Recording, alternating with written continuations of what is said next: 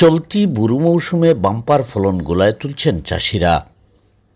সরজমিনে গিয়ে জানা গেল বাম্পার ফলন ফলছে ঠিকই, তবে ধানের মূল্য কম থাকায় চাষিরা অনেকটা হতাশ। সুনামগঞ্জের শান্তিগঞ্জ গড়ে আমাদের প্রতিনিধি তৌফিকুর রহমান হাবিবের তথ্য ও ভিডিও চিত্রে দেখুন বিস্তারিত। আল্লাহর রহমতে আমরা বাম্পার ফসল পাইছি। এখন ধানের দামটা কম। আমার বাবে ধান কাটতে আমি সার দিতে আসি। স্কুল বন্ধ থেকে আমার দাদার ক্ষেত কাটতে সার দিতেছি। যে করতেছে সরকার যদি যে ধানের দর আছে দরটা যদি বাড়াই দে তে কৃষক মজুরিরা কিছু শান্তি পাবে। মুখ হাসি ফুটাইতে হইলে প্রথম হইল গিয়ে আপনার সেই রকম দাম পাইতে হইব, তার উপযুক্ত মূল্য পাইতে হইব। যদি ধানের দরটা একটু বাড়তি থাকে তাইলে কৃষকরা কিছু বাঁচে আর কি।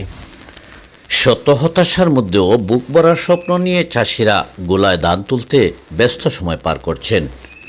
কেউ বস্তা ভর্তি করে গুনছেন, কেউ মাথায় বোঝা টানছেন, কেউ ঘাটনি দিয়ে ধান জমা করছেন, কেউ গবাদি পশুর খড় নিয়ে ব্যস্ত, কেউ ঠেলাগাড়ি দিয়ে ধান নিচ্ছেন, কেউ মাড়াই করছেন ধান, কেউ ধানের চিটা ছাড়াচ্ছেন, কেউ আবার ঘোড়ার গাড়ি দিয়ে ধান আনছেন গোলায়।